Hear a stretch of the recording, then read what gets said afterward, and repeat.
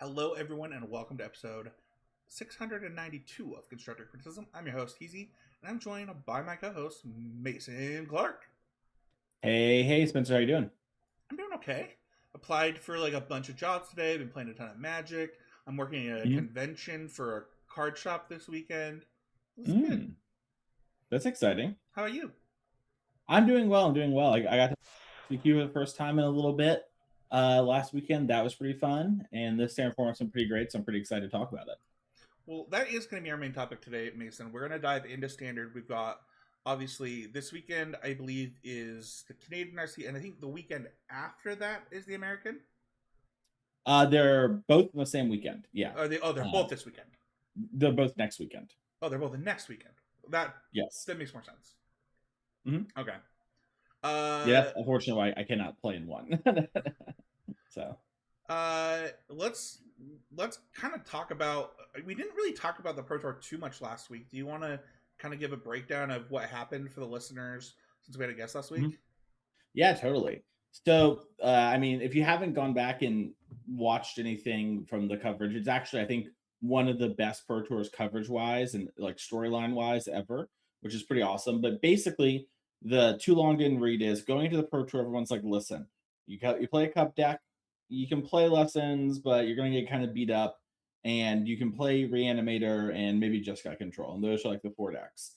And then basically all of those decks got pretty much crushed, even though two of them, or excuse me, all of them had at least one copy in the top eight of the Pro Tour. The other category came in and has really shake standard up. So if you haven't paid attention to standard between our two last episodes on this topic, Spencer, I mean, literally, I think you have 10 decks that were not mentioned last time we talked about. And I think every deck but one of these, if you told me you were going to play in our team tournament, I wouldn't bat an eye. You know what I mean? It's just like there are so many good to reasonable decks in standard right now, and so many different archetypes. And the finals of the Pro Tour was two decks that people, I mean, if you did sports betting or whatever, this would have been like the bajillion to one odds of Teamer Harmonizer versus Excruciator combo in the finals of the Pro Tour. A lot Yeah, of people didn't even know these decks existed. yeah. They just very different decks. Let's talk about the deck that won really quick. Kind of Mhm. in the Spanish Demon Trap. Um, the memes about this on the internet were pretty funny. Uh, Coming out of the Pro Tour, Mhm. where I mean specifically by the team that played it, which it was hysterical to see them like say Mhm. like basically they were like looking at four color cub decks, and then someone was like, "Wait, demons!" Yeah. Yeah, it is a bizarre deck. And honestly, my experience with it was a little bizarre too. One of my client or former client is on Team Cosmos, and I was, at the players' party because I ended up working this pro tour. And I was talking to him like, "How are you feeling about your deck, whatever, blah blah blah." And I have access; I can see the decks or whatever. And he's like, "Have you looked at our deck?" And I was like, "No, no, I didn't have time to like look through all the team's decks. I think I just talked to you." And he's like, "Go look at that one later." He's like, "That deck is sick. I wish I could have played it." And I was like, okay. And then I went and saw the deck and I was like, whoa, this deck is sick or whatever. And, it's a wild, wild deck. And I do enjoy, Larson calling the deck because I believe he worked with a bunch of the Spanish players on Team Cosmos that were the ones that came up with it. And he called the deck, a trap. Like, it's their little brew and I'm going to play it and I'm probably not going to do very well. And then ultimately wins the Pro Tour playing it. Really funny stuff. I Hmm. this outside of the Pro Tour, this deck became super popular immediately after the Pro Tour. Hmm. Um, whether you're playing on Arena Ladder, whether you're playing in the MTGO streets, even people that like have held onto those demons since the last time it won Worlds, right? The Hmm. blue black demon deck won Worlds. In their RCQs, I've heard people in the streets with it. The deck became very popular, and it's interesting because it's not really the same as the old one because it's way faster, and the reason for Hmm. that is the Spider-Man. Hmm. You know, Yeah, Superior Spider-Man and like Winter Night Stories, just like giving you a way to get that demon in the graveyard, along with Insatiable Avarice, target yourself, move to discard as like a very real line for this deck to set up turn 5-ish kills. And it's supercharged the deck. And you're right, it is like the same in some ways as the old deck, but like completely different. Like if we were like trying to put these decks into archetype, this is like a mid-range combo deck, and the other one's like a control combo deck. Yeah, I like that a lot. And part of that comes from the types of things that you're doing, right? The other deck, is it would not have played Winter Night Stories, right? It would have been a stock up Mhm. gamer. And this one, it's like, no, no, no. we want our creatures in our graveyard now. Mhm. And it's kind of a cool different angle to the deck. Mhm. Should we talk about the deck that dominated the Pro Tour? Yeah, totally. Yeah, why don't you tell people about Spelementals? Yeah, so Spelementals is kind of one of the other decks that's really popped up here.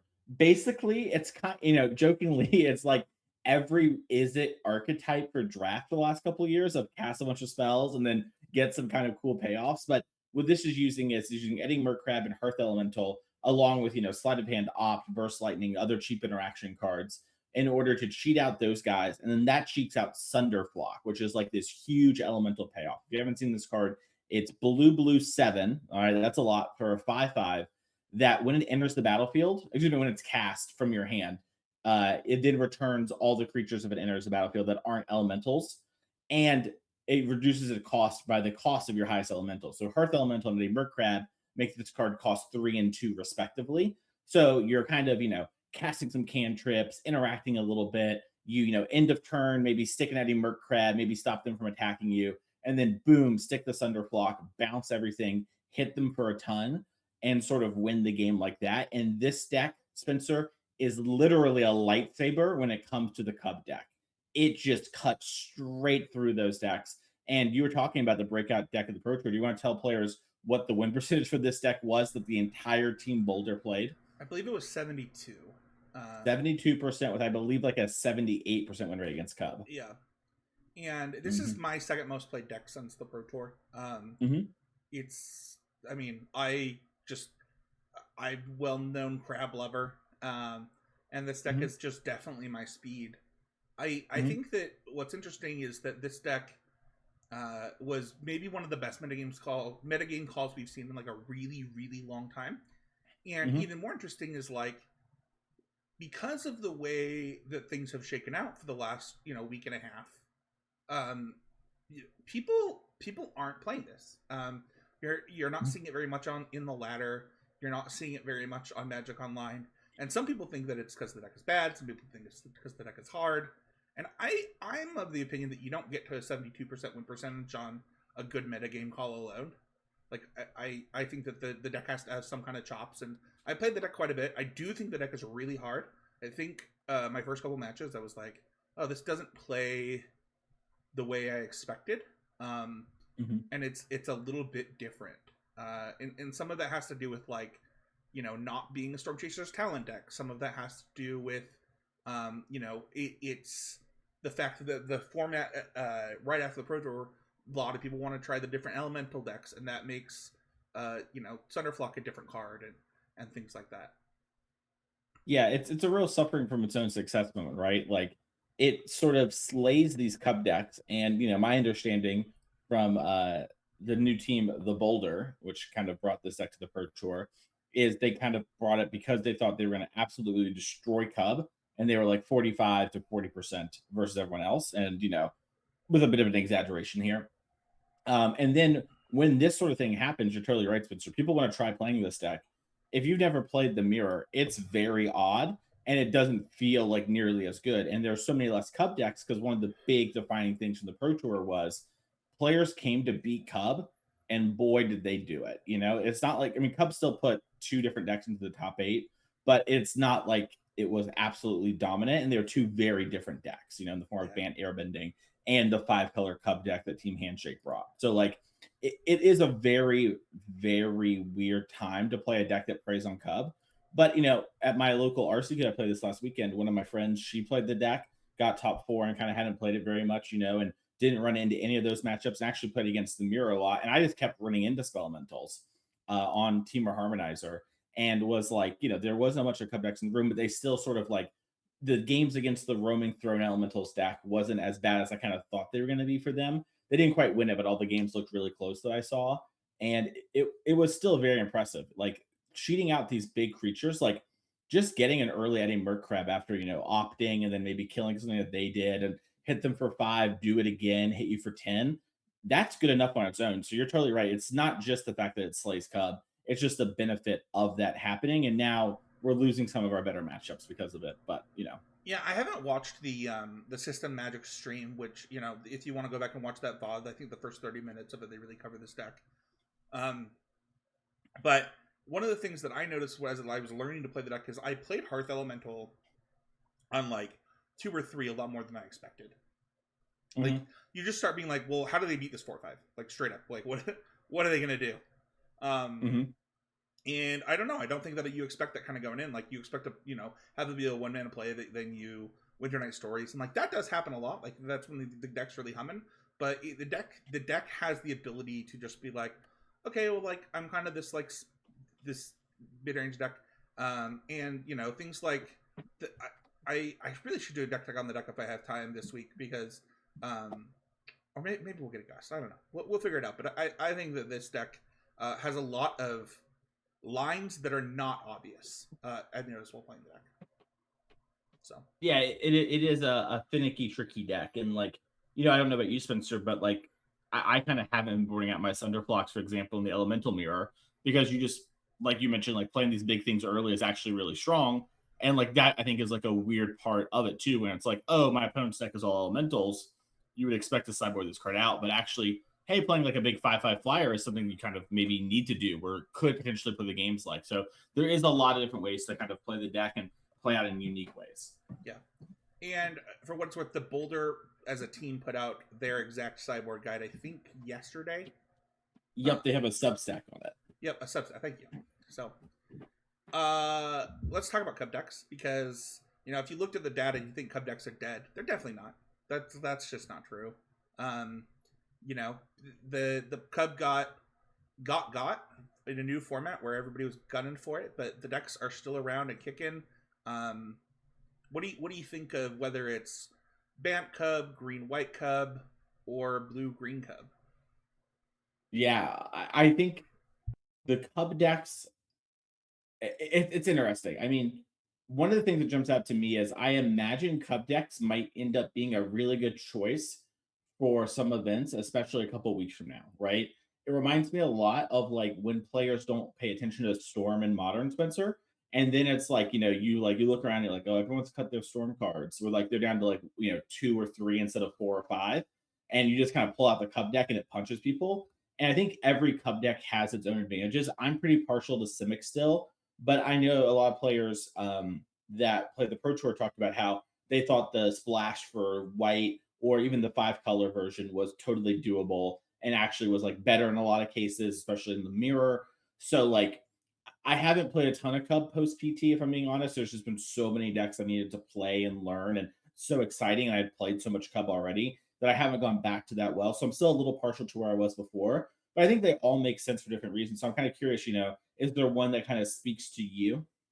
Yeah, if I were to play a Cub deck that I have 2 answers to this. Sorry, I don't. Apparently, EA's trying to join the show, and I don't know why. Anyway, sorry. I think that I'm partial to Bant Cub or Green White Cub. I think the White Splash, specifically Gear Hulk, like, is really good. The reason I like Bant is it was mentioned on our last podcast, just being able to get Mockingbird and things like that. However, to kind of cheat this answer, it's not like all Cub decks are doing bad right now. Even like the Landfall Cub decks are completely crushing it online and still doing really well, which was the worst in the Cub mirror. So as other Cub decks go away, it would make sense that Landfall rises up. Yeah, totally. And I guess to be clear too, because that's important, Landfall has been doing well. When I was speaking a second ago, I was thinking about like the rhythm decks. Yeah, I was too. Yeah, I mean, we really calling it Bant Rhythm or Cub rhythm decks is what you were asking, and I'm the one that lumped this in as Cub decks. So no, you're good. I just wanted to clarify for listeners, because we are talking about a very like, and this is actually a thing behind the scenes. I was very pro calling the deck Bant Rhythm or Rhythm X, because there are like you could be like, oh, I'm playing Simic Cub, and you look on the other side of the table, and it's like, well, they got 3 Cubs in play. Why is their deck called Landfall? It's Yeah. like it can be kind of funny in that regard. So it is a good thing to highlight, and I think worth talking about really quickly here too. That you're totally right. The Landfall deck has been crushing it because one of its predators is gone, and even though it's kind of, I, I I can't think of a good way to describe it, Spencer, besides like the Chungus deck. Like it's just got a bunch of big idiots. Everyone else feels like they're like this lean, mean. I have all these card advantages and mana cheat things, and they're like, I make a big guy and I punch you in the face, but dang, do they punch in the face really hard and really efficiently. Yeah, I was actually playing Green White Cub today to do a quest on Arena just to get the gold, Mm-hmm. right? And I don't know, it's just kind of surprising. Like, once you have an Earthbender's Ascension in play, like the deck really does kind of hum. Mm-hmm. And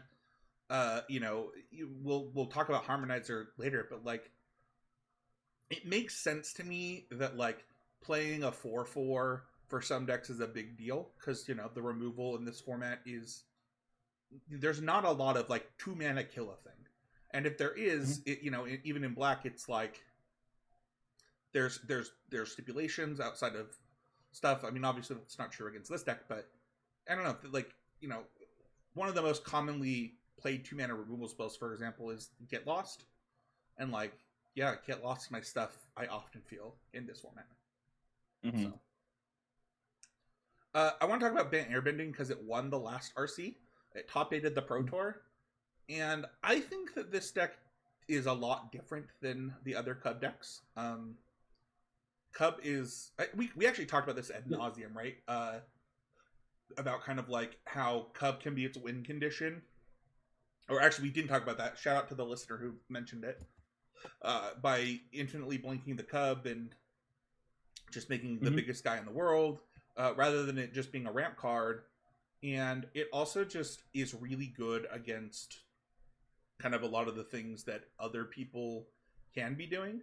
But it's one of those decks that I think is kind of slower in the format if you don't have the net draw.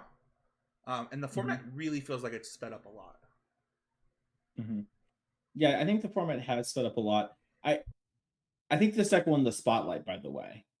Are you sure?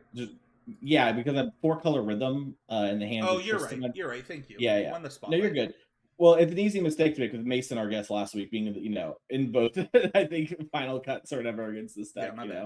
Yeah, no, it's all good. I had a moment where I just wanted to make sure, but yeah, no, I mean the deck has done really well, and I kind of agree. I think some of the other decks are faster, and I wouldn't say that like the hate on all of the Cup decks translates perfectly over here, but I do think that like Sunderflock can be pretty annoying. I think those 2-mana interactive spells you talked about sometimes come out and get pretty frustrating for this deck if you hit them at the right time.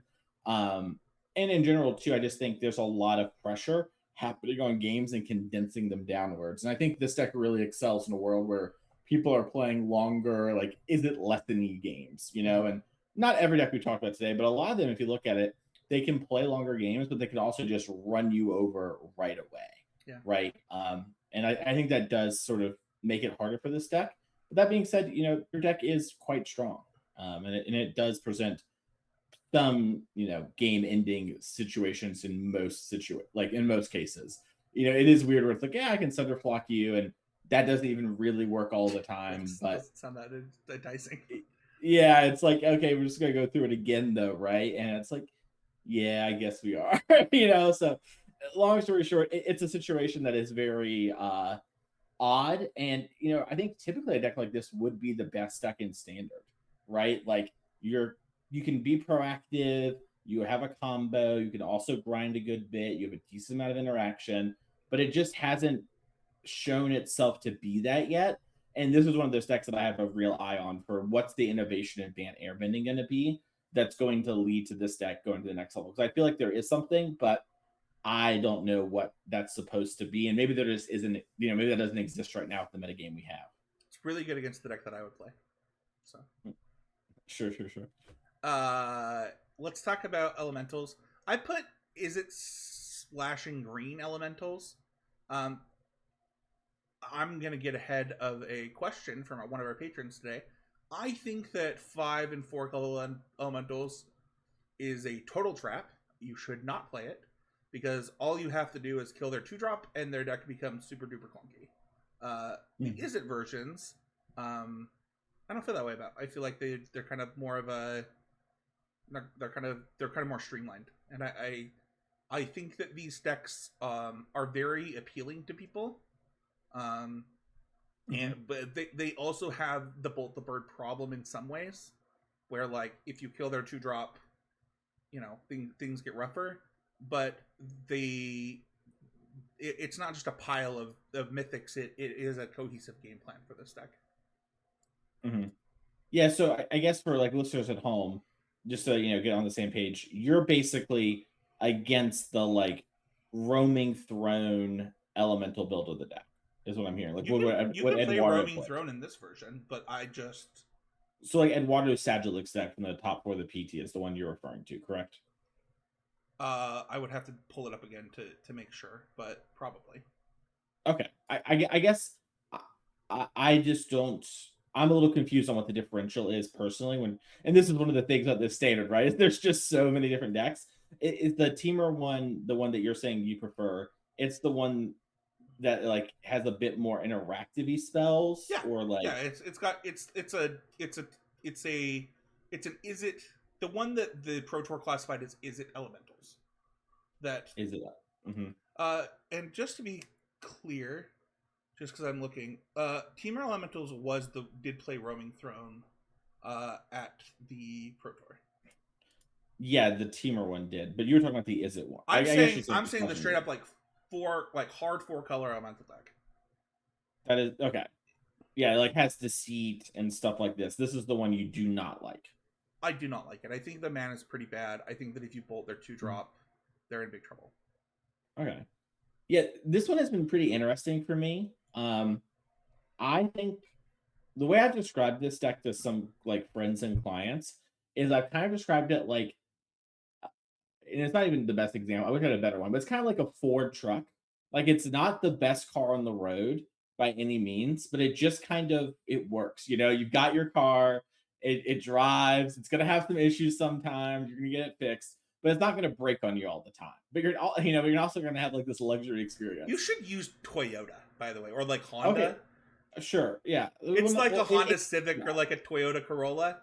Yeah, something like that. Yeah, that's what we're describing. Yeah, this is actually the deck I lost in the finals of the RCQ, and I think that you're totally right. If you answer Ashling or Flamebreeder, these decks lose a lot of power instantaneously, and it's a little rough to basically be like, my deck has 8 Cubs, right? Because Ashling and Flamebreeder, for the context of this deck, are basically bad from Cup, right? They just are 2-drops that make 2 mana. They don't scale incredibly hard as the other ones do, but they kind of do that. I guess a little bit of Roaming Throne in the case of Ashling on the backside triggering twice is bizarre for some reason. Anyway, it doesn't matter. If you do answer those things and you're playing cards that all basically die to the same thing Cub does, Ashling being a 1/3, sometimes dodges Burst Lightning, as I unfortunately fell to the finals. But, it's one of those spots where it does sort of stumble over itself, but it is like fairly good. I think this deck is one that if you told me you wanted to play this in our team event, like, and once again, this hypothetical team RC, I wouldn't lose any sleep over it, but I would want to know, like, what are our updated sideboard plans, etc. Because I do think this deck needs to adapt a little bit to what everyone else is doing. I played this deck a lot on Arena, and, when my Ashlings and Flamebreeders don't get answered, my Ashling and Flamebreeder, I run people over very easily. It is not a particularly challenging game. And if they don't have a clock plus disruption, I find I can get to the mid-range point of the game and just start slamming 5-drops and taking over. But it is not a given by any point. And I've definitely lost a lot of games because I was on the draw. They played a 2-drop. I played mine. They killed mine. Like even in the mirror, just Flamebreeder, put a Vibrance and shoot your Flamebreeder. It's like, yeah, good game, could have gone either way. So there is some clunk in the junk of this deck. It's also just so expensive as a side note. It's like almost a G. It is just so much money for a deck that is so like not one of my top choices personally. Yeah, it's almost $1,000. Yeah. Should we talk about control? There's a lot of varieties. Which one do you want to start with? I was talking about blue, white, and Jeskai, but yeah, I think blue, white, Jeskai. We saw a little Dimir at the PT. I think those are the 3 main ones. I I'm not sure. It's funny, right? Because like Control obviously was the last deck standing Hmm. for a long time at the PT. Um, but I'm not. I've tried really hard to be a believer in this deck. We kind Hmm. of talked about this like a couple episodes ago, and I can see metagames where it is good. Um, I'm really struggling to see it right now for stuff, and I think that the thing is that these maybe blue black would change my mind, but when it comes to like blue white and Jeskai, I really think that Ultima and Day of Judgment would be really good for me to be want to be on these decks, and I'm Yeah, not sure that that's where the format is. I agree. I'm sort of, me on this podcast, Spencer, we talked about this for years. I'm normally, a control, like, if I think it's really, really good, you should play it. You know what I mean? Like, if the metagame makes sense, it's probably really, really good and worth playing. And you probably shouldn't play it in moments where, like, there are better options because you don't often have enough, like, agency to win. You don't have enough ways to, like, proactively run away with a game, which is something I really value. And I think there's a lot of other decks in the format that are kind of in a similar space that can run away with things. And even though I was pretty high on Jeskai before RC Portland as sort of like the other deck to play if not Simic Cub, right now I think the format's way too diverse. There's way too much going on.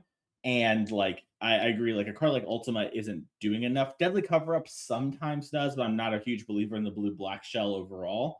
So that kind of, is a knock against there, that point of the deck. But yeah, I think Control is something that I'm sure we'll see one in the top eight of at least one of these RCs.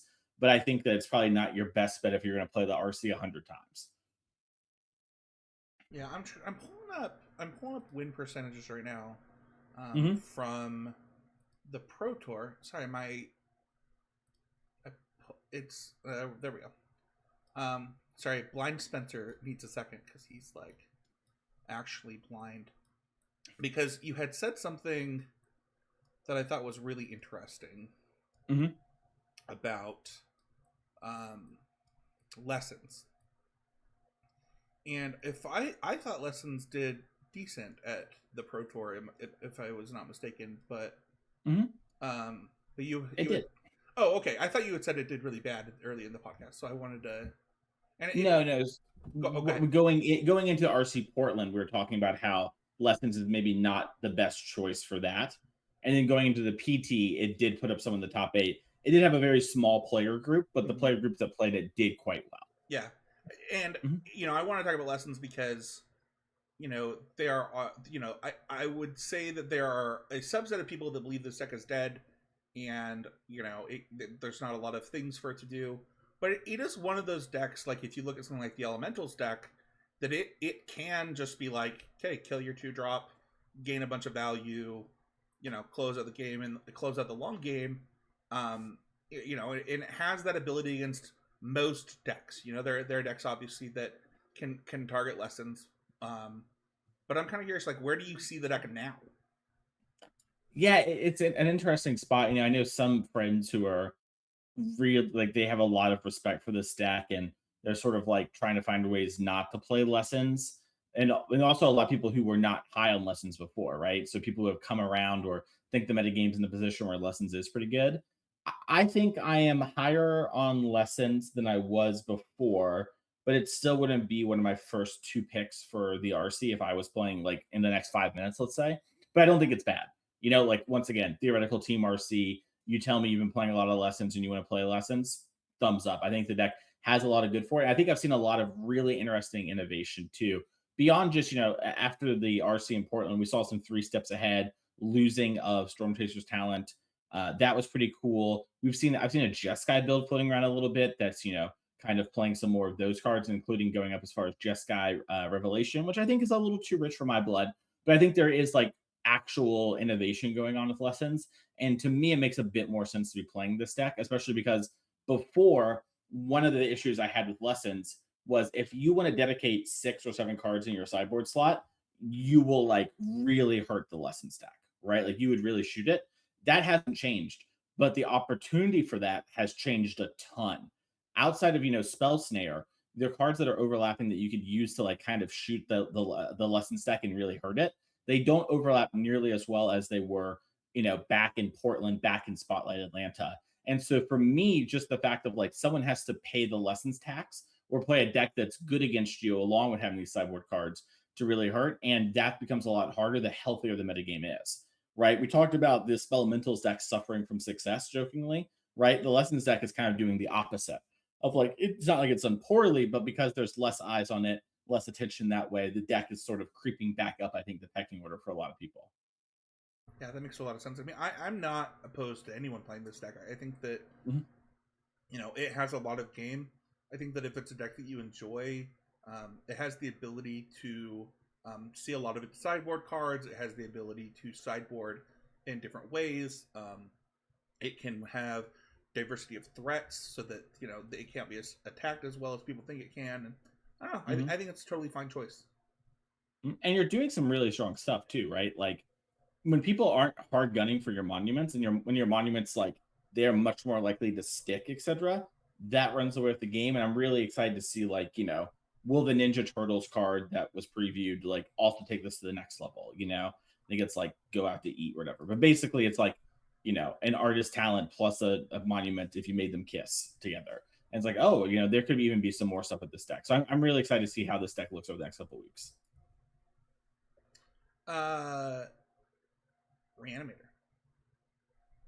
Yeah, this deck, it really, I think it got targeted, didn't I think hold up to snuff super well, but also some of the cards that are good versus some of these other decks also are hitting this. So like, I think the biggest one is like I want to play Soul Guide Lantern because I want to mess up Spellmentals, and I kind of want to have one for Harmonizer depending on my deck. I kind of want to have one for the Demon deck we talked about earlier, like, and having just a pile of those in my sideboard along with some of these other decks we haven't talked about yet. It's like, oh, this deck's kind of getting like hit in the crossfire. And I think it's also some of its better matchups, are have left the metagame and there's more interactive decks. And I think Deceit is a good example of a card that's in the metagame that is breaking up some of these combo decks in real ways. And listen, discard spells against a Reanimator deck doesn't always have to be the end of the world, but it sometimes can be super bad when like a superior Spider-Man gets caught, or your formidable speaker that you thought was going to get the Spider-Man is going to get caught. So it can be a lot. What about you, Spencer? 1 second. Alicia, shut the door. 1 second. No worries.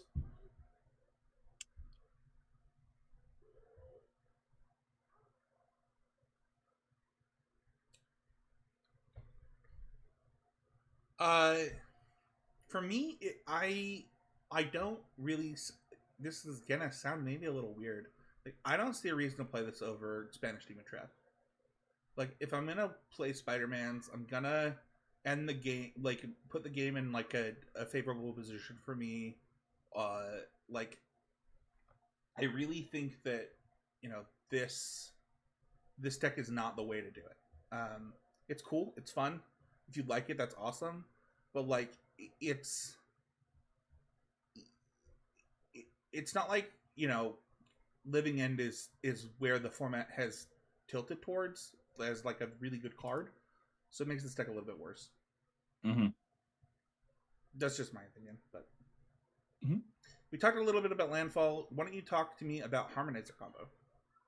Yeah, so this is the deck actually I played at the RCQ and lost in the finals this past weekend. It was not my first choice. It was more just a deck I could borrow. This is a deck that I'm a little dubious of. Um, so if you haven't seen this deck, just really quickly, the main selling point is just you can attack someone for 28 damage pretty easily on turn 4. And sometimes, I attacked someone for like 200 damage, I got through a lot of blockers. But you're kind of playing a Splinter Twin-esque game where you threaten this combo from hand and kill your opponent. And then you're kind of using Stock Up and Insult the Star Charts and ISIL Explorer as a way to accumulate so many more resources than your opponent and squeeze them in that regard, and to find your combo fairly consistently. I found this deck benefits a lot, and I'm curious what you feel about this, from people not understanding what I am capable of doing. So like a lot of like I had people hold back and they did math because like, okay, I can block 28 and live, so I'm not going to attack. And I'm like, but I already have a fetch land in play. So and I have like an ice tail. So it's like I actually am going to do 56 damage. The stuff like that comes up a good bit, and then also just like once they get used to it, they kind of know when to hold and when not to, being pretty big. And just 2 mana kill spells are really tough for the deck to beat. You have Spell Snare, and like you have some amount of Spider Senses. I believe 4 of them is like the stock currently in the main deck, but you have to set up for those. And sometimes you can't afford to set up for them, and you're gonna have to go for the combo. You're gonna get C, or you're gonna get lost or whatever. And for me personally, it felt like something that has some power to it, but was not nearly as good as it was when people didn't know this deck existed. I also found the Elementals matchup to be a little frustrating. I know you mentioned you play a lot of that deck. I'm curious how you feel. Before, when I was playtesting versus it, I couldn't really win. I ended up beating it actually in the RCQ 3 times, but I felt like I got very lucky. I walked away from those games being like, oh my gosh, I got away with murder 3 times. Yeah, Spellmentals has the ability. I mean, first of all, it plays 2 main deck bounce spells, which is pretty good against the deck for 1 mana. Mm-hmm. Then additionally, like Eddie Crab, pretty good too. This is one of the decks that was really popular coming out of the Pro Tour, so I've gotten to play against it quite a bit. I don't have the deck built, so I haven't played with it myself yet. But I don't know. I think that like it puts a lot of pressure on people, and it's possible that like it's now a known commodity, so it just drastically drops. But I've been pretty impressed with its resiliency. I think Icetail Explorer just itself gives the deck an angle of attack with Earthbender's Ascension that like you wouldn't expect a deck to have. And that's certainly the games that I lost to the most with this against this deck is like, all right, well, I don't have to combo. I can just like kind of value you out in these kind of games. Mm-hmm. Yeah, and I one of the things that a lot of people commented, as I played Versa with the deck, was like, wow, I didn't realize how good Icetail was in your deck. I think that's something that also like as people, and decks always get a little worse when people learn to play against them, right? Like it's like, oh, I don't know what's going on. That's an advantage. But I feel like this deck was a pretty huge winner in that regard. And I don't know how Tony feels about it now, but when I was talking to him before the top 8, or excuse me, before the finals of the Pro Tour, he was like, it feels like this deck is something you can actually beat, and it's something that you can target and can push out. And maybe that hasn't happened enough yet, but to me, this is a deck that I once again, in the hypothetical team scenario, I'm not begrudging you playing this. I'm just a little anxious, and I'm like, can we get like a Spell Pierce in the main or another Spell Snare? Like I want to do a little more to smooth out and react to people reacting to us. Yeah, that's totally fair. I like the deck. I'm probably exactly where you're at with it. So, should we talk about the deck that we told everybody not to play? Yeah, totally. I'll tell them again. Oh yeah, go ahead. Boros Dragons. I mean, but here's the thing about Boros Dragons.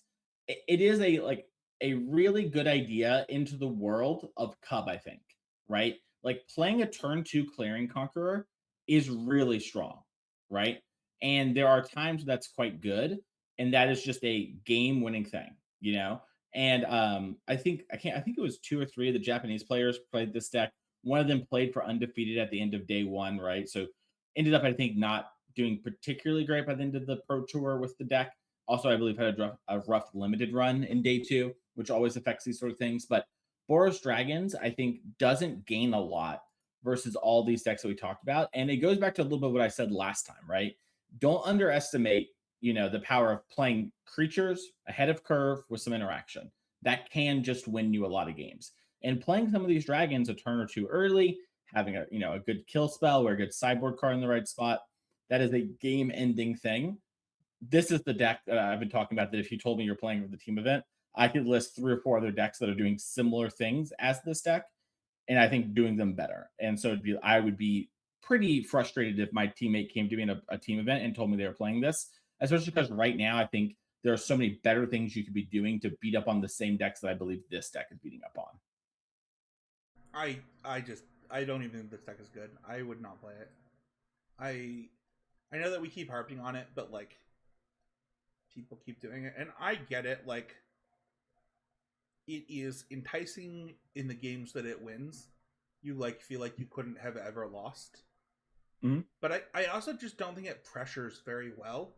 And honestly, I think it's a little clunky for like the type of deck that it's trying to be. Like it is trying to play like a white one drop in a predominantly red deck.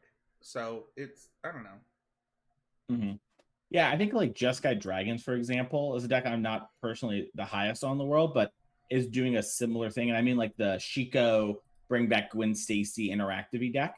Actually, I've been jokingly calling that deck with some friends Fancy Boros Dragons, where it's like, oh, I do a lot of the same things, but I have counterspell. Ooh, And I think that deck is much better. It just has a lot more punch to it.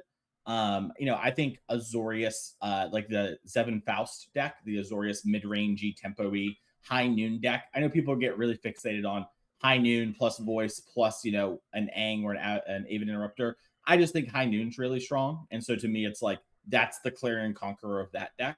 It's just like, oh yeah, a lot of these decks we talked about today would actually have a lot of issues if you put high noon in against them. Not all, but a lot. Have you played the Blue White Tempo deck a bunch? Yeah, I haven't played it a bunch. I played it a good bit. Yeah. I think it's quite good. I think it's underappreciated. I think it's pretty good too. So just want to throw that out there. We don't have a ton of time to keep going on decks because we have a lot of Patreon questions to get to today. Blue Black Mid. I will say this. I think that online players, specifically in challenges, are addicted to this deck. I don't get it. That's it. Makes sense. I mean, I think this is once again another deck. I didn't mention it because I knew we were going to transfer into it. That I would argue is like a better version of what Boros Dragon is doing. You don't have some hate piece that you're slamming, but you have some good interaction. You have some strong creatures. You have some strong things that run over the game. And I think this deck does have some matchups that it's quite good against. And I think there is a lot of room for innovation in these decks. I think they look quite different in different spots. And I think Blue Black Mid is a totally okay deck to play. This does not fall under that. We're in a team tournament. I'm mad you're playing Blue Black Mid, especially if you're someone who's played this deck a lot. But I'm definitely not excited to have you on it. I would not be excited if I agree. If I have Mogged on my team, I'm in. Mogged, you can play Blue Black with me every RC. For example, I was looking at like the recent top 8s, and the best finishing person was 2 days ago, got 3rd place. Guess who it was? I assume Mogged. No. Oh, it was Balvo? Yeah. Mm-hmm. Yeah. Yeah. Mm-hmm. You can play whatever you want though. And yeah, and the next, so there's a 10th place list, blah blah blah. But the tournament prior to that, the best challenge place is 5th by Bullwinkle. Yeah. And then it's Denocles, and 2nd the one before that. And then Venom 1. If you play a lot of Magic Online, I'm saying a lot of names that you probably know. Yeah. It's just like, all right. All right. I want to talk about this deck because I'm addicted to it. That's Black Red Monument. Mace, what do you know about this deck? It seems totally fine. It is one of those decks that I think will benefit from this the TMNT card I talked about earlier, the cool but rude. I think the deck's lacking a little. I think it's very fun to play. I think it's more powerful than a lot of people are giving it credit for. I think people are treating it like a meme a little bit. But I think it is good. But to me, it feels like there's just something a little off. It had the most 5-0s in for the last 2 weeks. I mean, yeah, but who cares? It's just, that the 5-0 thing's a little weird too, right? Because the decks with overlapping cards won't show. Sure. But to me personally, it is a deck that feels like it's a little off. But I haven't been able to figure out what I would want to be different about it. And so maybe I'm just kind of a haterade on the deck, but I think it is doing something strong. Yeah, I played 40 matches with this deck. I have a 77% win percentage. This is 100% the deck that I would play if I was going to the RC. So, what's the selling point? I think that its bad matchups are things like bad airbending, which I don't expect a lot of. I think that people boarding cards that aren't very good against it, such as Rest in Peace and Leyline of the Void, and it's not really that's not an effective way to attack the deck. The deck, honestly, the worst matchup for the deck is probably Blue Black Control, because the best card against the deck is Deadly Cover Up.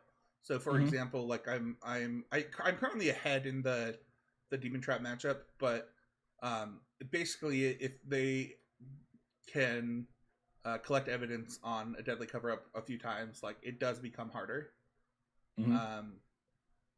But yeah, I honestly just don't think the deck has a lot of weaknesses. It's a really good aggressive deck. It you know it has the most one drops per capita that it gets to play in the entire format. Hmm. It has really good disruption elements after board. It is really easy to sideboard with. I just think that it's a slam dunk. Interesting. Okay. I guess the two things that jump out to me as questions are one, how have you liked your spell mentals matchup? I haven't lost it yet. But has it felt good as well? Yeah, Right? Like I okay. Yeah, yeah, yeah.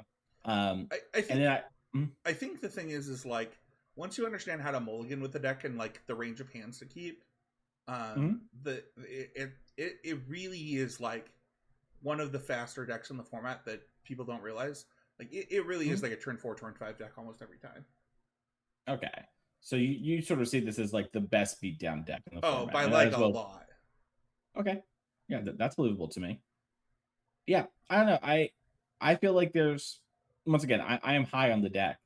It just feels like there's something missing, but maybe I just been playing against people who aren't mulliganing well enough and like not prioritizing the right things. And there are a lot of decisions to be made on like when to discard stuff, what to just like so there's a lot going on. So I could totally believe that stronger pilots are gonna really crush it with I this mean, deck. I also have the benefit of playing, blue red monument, you know, probably like 600 matches over since Monument was printed. So like I've played a lot of this style of deck. Okay. As everyone knows, Spencer was always a blue. If you're in my discords, you know. So we already I already answered Rusty's question of there's like 10 reasonable decks right now. Which one's a trap deck? I think it's Elementals, and we both think it's Boros. Is there another one that you think? Really quick, we maybe need to edit this. Should we introduce this as like a Patreon question segment port? Like you kind of, Oh, sure, I could do that. yeah, yeah. Yeah. I don't know. It felt to me like that No, probably be I helpful like for that. I listeners. like that. Yeah. This week, rather than one Patreon question, if you're part of the Discord, I asked, "What do you guys want to hear us talk about?" And you guys gave such good answers that we're just going to answer. I think all of them, Mason. So if you become a patron of $5 or more, you get access to the Discord. You also get access to the regular Patreon question segment. But Rusty asked, we kind of talked about it earlier. There are about 10 reasonable decks right now. What'd you play, and which one's a trap deck? I would play Blackguard Monument. I already said I think Boros Dragons and Elementals are traps. What about you, Mason? Yeah, I think Boros Dragons is the deck that I would be frustrated the most with. I'm not sure if but I probably Reanimator, like the Living In deck, would be my second pick when it comes to decks. If I had to pick two here, and then when it comes to like decks to play right now, I really want to encourage everyone to play the Zevin Faust deck.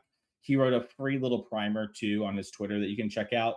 I think the deck is much better than people are giving credit for, and I think High Noon's just a really well positioned card right now. So that would be the one. If I was playing the RC, maybe I would pull the trigger on that. I would need to get into like the details a lot more on what matters and why, and to figure out where I want to be exactly. Right now, I'm really in the commentator mode of learn everything, like good enough to talk about how they interact with each other, but maybe not have the cutting edge stuff that I would need to compete. I actually just want to say that Blue Eye Tempo Guide is really good, and everybody should Mhm. check it out whether or not they're going to play the deck. Yeah, I think I posted in our Patreon Discord, but I can put it, to you as well to put in the notes for the show. Yeah, So. let's do that. Brewers asks, how do you win with this card in library? I actually have thoughts on this. I think that you have to construct the game in a way that if you get demoned, that you're far enough ahead that they are forced to demon when they don't want to. Yeah, I think that's a good way to look at it. Like, how do you beat another way to read this question is how am I supposed to beat this demon stack, y'all? And putting them on the back foot and pressure and force them to be like, okay, I have to superior Spider-Man now, or I have to demon now, when I maybe don't want to, is a really good way to do it. And I think that's one of the hard parts of that deck is sometimes you need to go for the demon when you don't have it wrapped up. Like I watched Larson because I did his side of the hand cam for the PT. I think there was two different times where he played the demon with no way to mill and was just like mathematically to lose to his own demon drawing him cards if the opponent had any way to block or stop the demon for a single turn because the demon can't attack. So like I like what you said there. Get your opponent on the back foot, be proactive. And I think a lot of these decks do have a lot of ways for that. I think another thing too is cards like Spider Sense can stop these triggers, and are pretty reasonable cards. I feel like I've seen a lot of random one of negates that I kind of am like, should it just be another Spider Sense? Like you can use that against a lot of different decks, and it comes up pretty huge. So maybe something to experiment in that regard as well. Also, River Churn Monument. If you're a control gamer, I think that's a pretty cool way to get them. So Nick Dim asks, in this standard, is it better to know your deck or play the best deck? Mason? it's tough. I mean, right now there are so many good decks. I'm not really sure where the best deck is, and maybe there is a deck that's just so much better than all of these, and like will feel silly at the end of this format. Right now, I feel like we're in maybe the healthiest standard meta game that I've ever played. Definitely a top 5 standard meta game I've ever been a part of when it comes to both health and fun.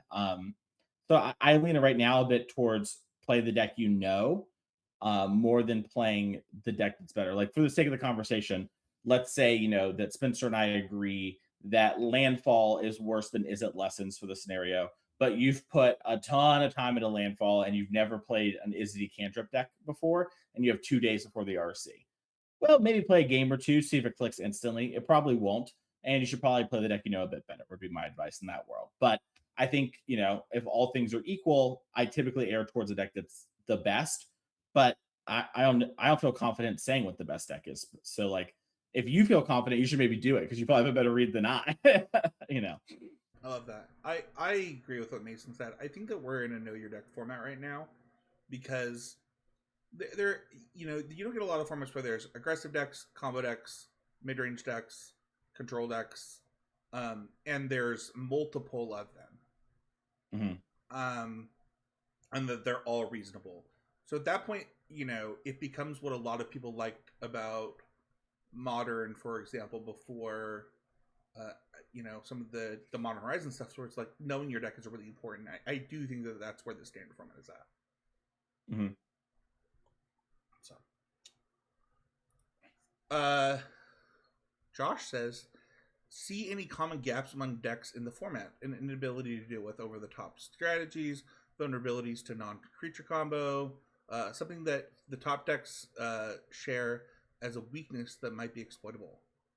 I honestly don't like the the creatures just get large so fast that clocks are really fast for every deck, and then it's interesting. Like the answers turned out to be kind of okay when a lot of people thought that they weren't.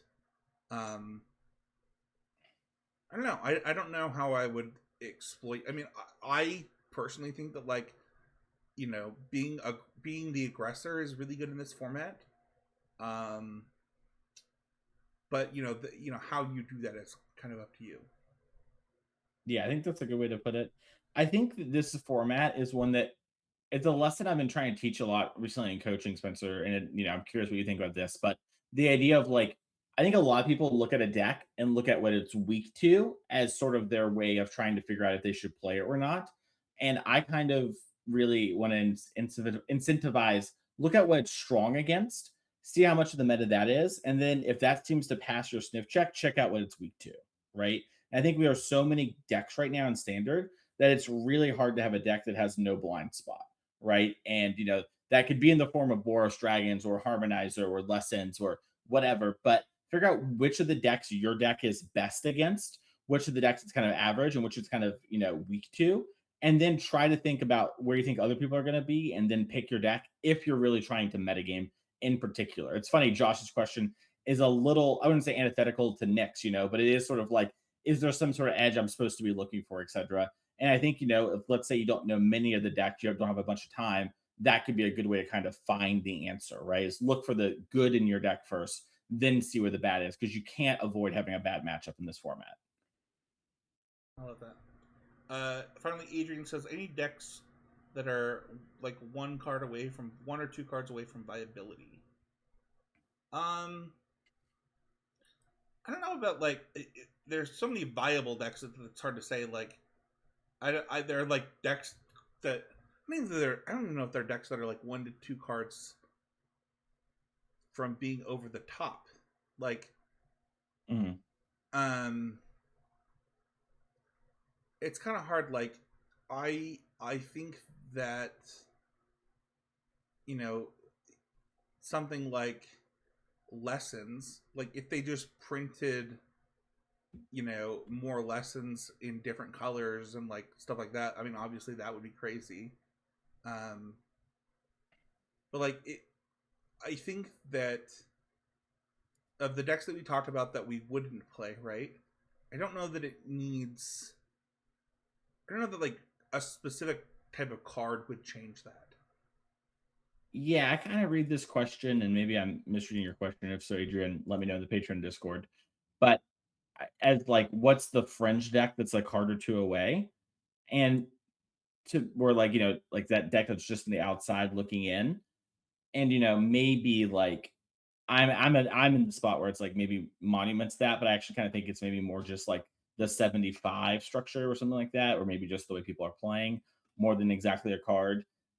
There's so many decks right now in the format, and there are like a lot of fringy decks still, right? Like we didn't talk about Kona combo, we didn't talk about the Boros manufacturing deck, we didn't talk about I've seen the Temur Storm Splitter deck pop up a little bit recently. We didn't talk about Esper self bounce. Pixie is a deck that like Team Channel Fireball, a lot of its members brought, and we didn't mention it all here. So those decks are maybe kind of close, but I think what Spencer said is really, I think, the answer of more of like, I think a lot of the best decks are a card or two away from being that, the thing that everyone has to attack and think about. I have an answer to this actually. I thought about this while you were talking. I think that blue black control is a card away from being the best control deck, like a card or two. Mm-hmm. And I think that Leyline red is a card or two away from being really good still. Mm-hmm. Yeah, that sounds fair. I don't think that you're going to get cards for Leyline red. Maybe you will. I don't know. Maybe yeah, you're gonna get rid of aggro cards. Yeah, maybe. I don't know. Blue black is pretty close, and then kind of a deck that we didn't mention is the Splash Portal Izzet deck. Mm-hmm. That deck's really close to just being like really good. Mm-hmm. I know that Mikey Patreon won with other patron Jake's list this weekend for their RCQ. It's a really good deck that like that was the deck that I played the most last format before Cub, and it's really good. It just like kind of suffers from like, I don't know, like the Jund problem in a lot of ways.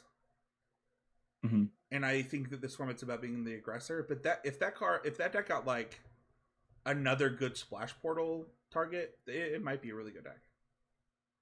Mm-hmm. So, yeah. I guess here's a question I have for you, Spencer. Yeah. One of the decks you thought was a trap was the Roaming Throne 4-color elemental deck. Do you think that deck is like a card away? Or do you think it's like structurally too reliant on 2-drops to be? I think it's a little clunky, but I guess like, I guess if it like, I guess if it had like a bridge spell other than a ramp creature. Wow, I can't believe I'm saying this. Like the thing is like, because it's trying to play like Deceit, like it's trying to play so many things, it has to play like a bunch of like colorless lands that cast its elementals. That means that it doesn't going to play a lot of spells. And okay. I don't know that that's a structurally, like, obviously, like if they just printed, I don't know, a land that let you, or I don't know, maybe if they like printed lightning bolt, an elemental lightning bolt, obviously that deck would be insane. Gotcha. Okay, so you feel it's like just needing another piece of interaction that's like better. Yeah, like it's like a lot of them play like a bunch of like is it bounce off? I don't remember the name. Yeah, like, and they're doing that because they don't have a lot of colored mana. And that's kind of rough. So yeah, I think bounce off is also the cute little way to like evoke your elemental and then get it again. It's like you need to, which is pretty. It's come up a lot. I've seen a lot of deceit. Oh, that card was your hand's really good. Thank God I stacked these triggers correctly. Bounce off. You know, I gotta go again. Let's But run it yeah, back. exactly. Yeah. So, all right, that is going to do it for Patreon questions. Once again, if you want to become a patron of the show, you can go to patreon.com/ccmtg. What would you play, Mason? I mean, if I had to play one right now, I don't know. I'll put my flag on the blue white deck. I Maybe like it's that. not the best choice, but I just want to make it known that like I'm believing in that deck. I We think that maybe deck's pick from the good. deck to talk about today. It might be Is It Elementals, just Okay. because I also own that deck, which would be kind of nice. Fair enough. Fair enough. I think I'm higher. I wouldn't hate if you handed me the Elemental, like the Roaming Throne deck, if you paid for my hotel trip. There you You go. know, yeah. I think those are my answers. What about you? Oh yeah, I play Black Red Monument. I Mhm. Yeah, I 78 card Cub just won the challenge, by the way, as we were talking. I just got sent this. What? 78 5-color Cub just won the standard challenge, beating Dom on Roaming Throne Elementals in the finals.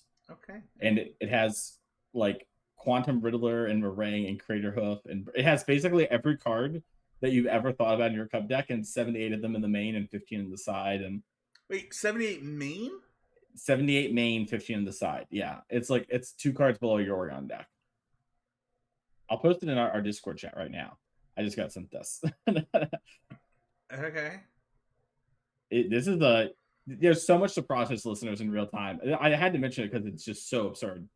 Like his Bright Glass Gearhook, Ouroboros, is Superior Spider-Man, the champion for the Goblins, a bunch of formidable speakers.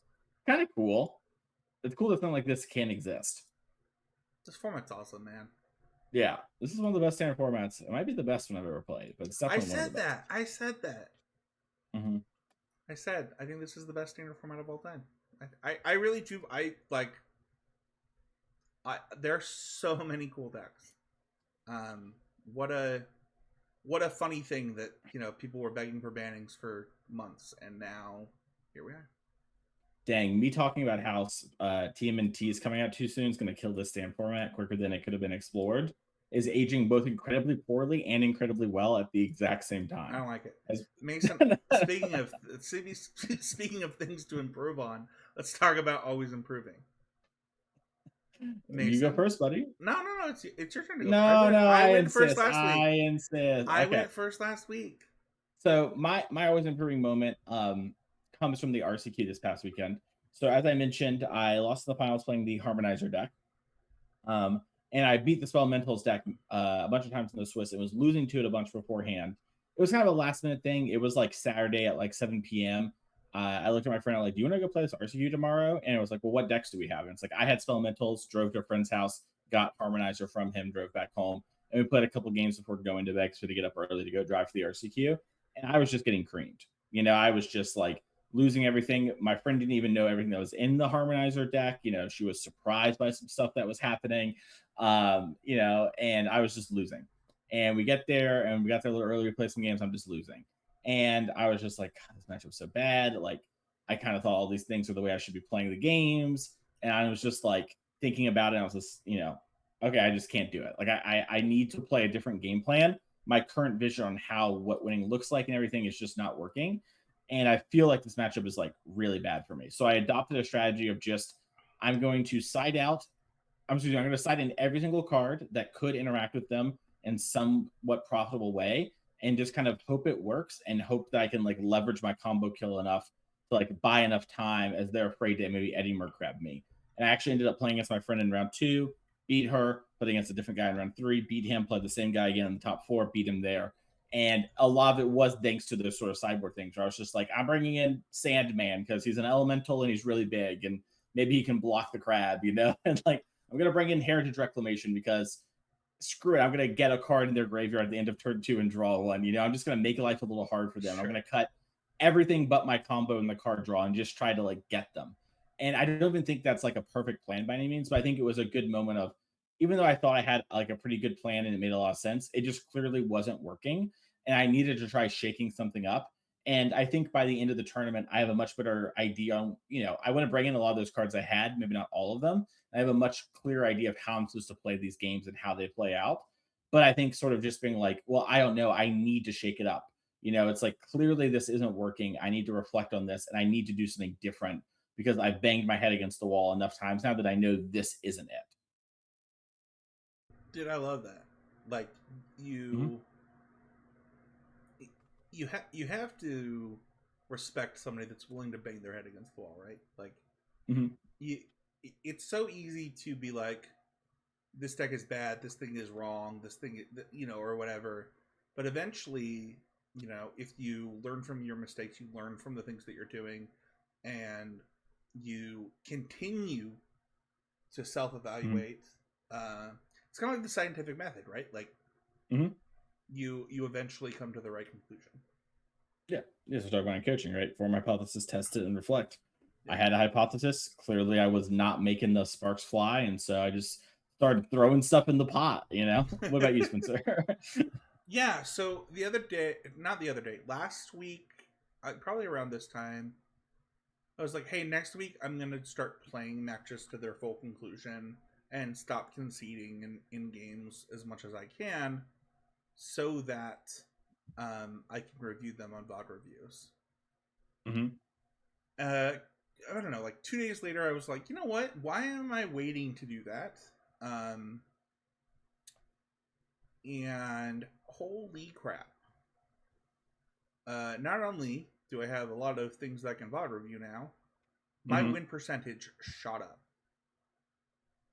Yeah. Like drastically. Yeah. It turns out you were maybe conceding a little early. Yeah, maybe. That's gas. And what's even funnier about this is today, I had a mole to 5 Hmm. that I kept with 1 land. And on turn 2, I didn't draw the land, and uh, Matt Kling was like, "Why are we still playing this game?" I was like, "Well, if we draw a land this turn, I think we're favored." He's like, "What?" And I was like, "Yeah." Um, Hmm. I did not draw the land. I eventually conceded on turn 4. Um, I did win that match though, and I don't know. I think that Hmm. like the happiness is it has brought me to not feel defeatism Hmm. is maybe a whole podcast episode worth of content. No, I think that's super true, and I'm glad that you're feeling this and also having this sort of moment. I think too often people miss their land, like they mull to 5, miss their turn 2 land drop, and they pick up all their cards, and it's like, hey, like you might, when worst comes to worst, you're going to lose really quickly. Just take a Yeah, couple more turns too, just right? take. Yeah, exactly. Yeah, your opponent's not going to have to tank there too much. And I had a match for this past weekend where that exact thing happened, where somebody played a land on turn 1 on the play on a mull to 5. I played my land, and my hand was 6 lands and a stock up. Excuse me, it was I was on a mull to 5. It was 5 lands and a stock up, or mull to 6, pardon me. And then they drew, didn't have a second land, and they picked all their cards up. And I was like, "Yep, we win." But in the back of my mind, I'm also like, "Dang, I definitely like could have easily lost this game if your hand was good and you started ripping off the top." Yeah. You So, know what's really crazy what? that people don't know anymore because they concede so fast because of Arena Mhm. is that Mana Screw beats Mana Flood almost every time. Oh yeah, yeah. I mean, also never surrender, baby. The Warriors mindset. Never give up. That's right. That is going to do it for the main topics. We do have some housekeeping. We have our sponsors, Untap.gg. Head on over to the link in the show notes. Download it. Hey, you know what, though? Let us know. Like, if you're using this because of us, let us know. I would love to tell stories about this. I use it every day, but I would love if you're using it because of us. Let me know. I want to share this with other people and help kind of sell this product that I believe is like the best deck tracker in all of Arena. So you can also support us via the swag store. you know, if you're like, hey, I love constructive criticism, I want to support the show, this is a great way to do it, and get something back. You know, go buy a shirt, go buy a pint glass, go buy a desk mat. You know, whatever it is, you know, we probably have something for you. Check it out. Link in the show notes as well. And finally, Mana Traders, the best way to play Magic Online, which is the best way to improve at Magic. You know, use the code CCMTG11, and we get a little bit of a kickback, and you get a little bit better at Magic. So check out our sponsors. Thus, you can also join the conversation by joining the Patreon Discord or leaving a comment. You know, we didn't mention that Abe's not here. Mason, I hope, Abe, you're feeling better. Abe had a little headache today. Probably not a little one. He wouldn't miss it for a little one. But Abe wasn't feeling his best, and we love the guy. We missed him this week. But he loves YouTube comments. They're his favorite thing.